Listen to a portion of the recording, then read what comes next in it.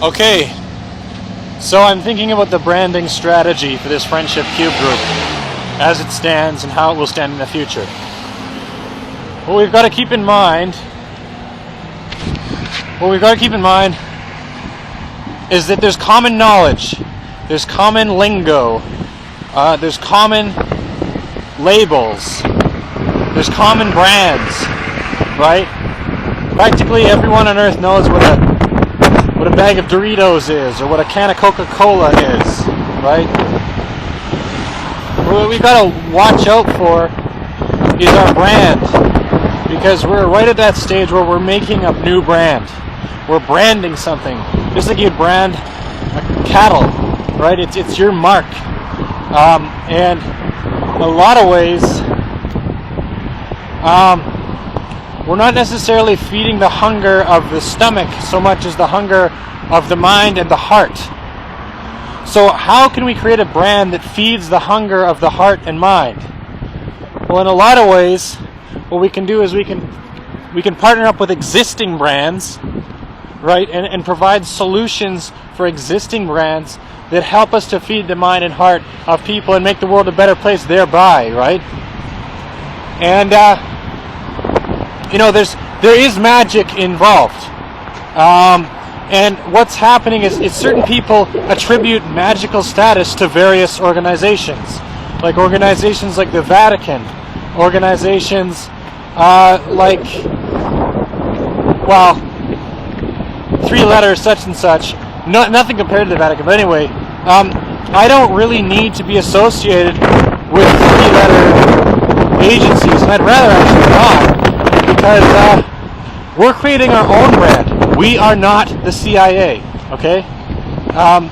And this Friendship Cube group is, in a lot of ways, working towards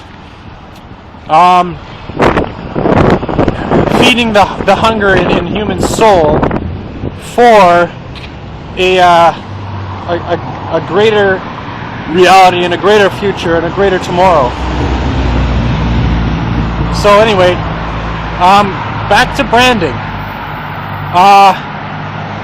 It's not like, I mean, some of the reason that I don't like some of these, what they call these dark side sort of brands, is because some people, some of these brands are intimidating, right? And intimidating brands aren't welcome in families. They're not welcome in homes. They're not welcome in churches. They're not welcome in sacred places, right? And so, like, I like brands that are not intimidating. I like brands that are not aggressive in nature. I like brands that are lighthearted and move forward. And it'll be kind of neat that we can create friendships. And like, my version of intelligence is university level knowledge, right? And we're entering the stage now in our sort of intelligence operation where we're going to be published more and more in practicum and thesis sort of education, business. Okay, so in universities, our brand name is going to be Visual Binary Code, and Alan Pfeiffer is working on that, and with us. And our brand is also going to be Friendship Cube. Like, I can imagine going to a kindergarten class and giving Friendship Cubes, teaching kids to share and play fun, play fair, and learn in the process. But there is a more advanced degree of knowledge of the visual binary communication and visual binary intelligence that it'll gradually come about. You can't force this new knowledge of visual binary communication down people. It has to gradually emerge, and a lot of the ways it emerges is through mythology and history. We study anthropology in first year university, and what I hope to do through this Friendship Cube network is make Friendship Cube part of human anthropology, part of universal human anthropology, right? And part of universal human history. And so like our history, it traces through geniuses like Leonardo da Vinci and and Einstein, right? These brands again that people know, right? And so the mythology behind Leonardo da Vinci and that mythological history about like what was inspiring him, what greater intelligence was he inspired by? Well, maybe we could point to this this sort of Vatican intelligence that the Star of Bethlehem, the whole mystery of this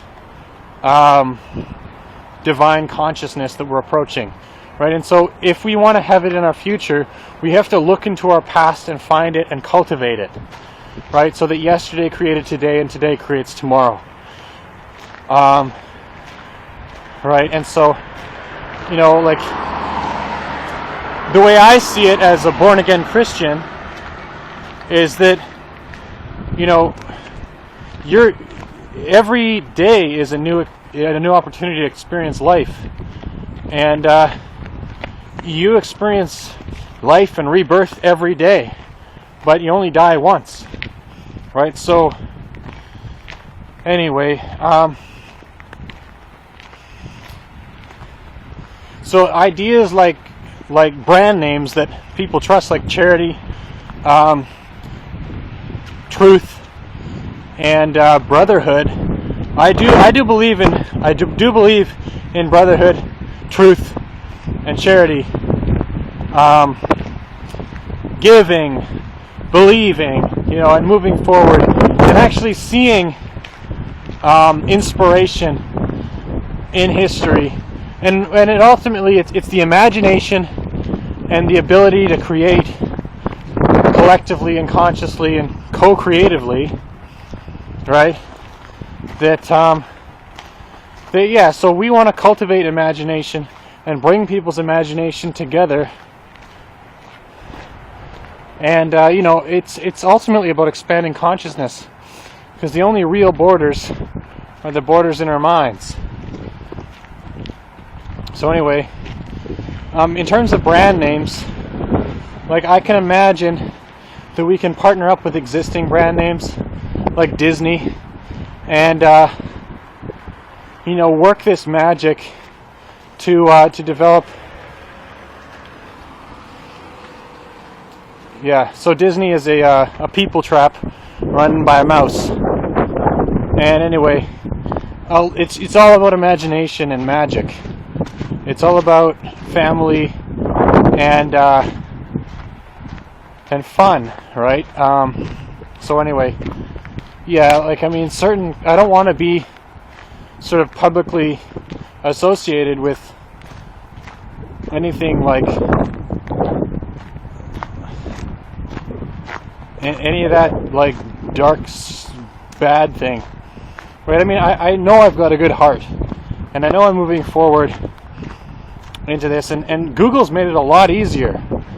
I owe a lot to Google, and if Google can move forward with this, creating apps and programs and software that goes, what's happening is this mobile Google like future is going from social media. It's going from social media into semantic web technologies that help you in things like your career, right? And so Twitter's starting to obviously get into this.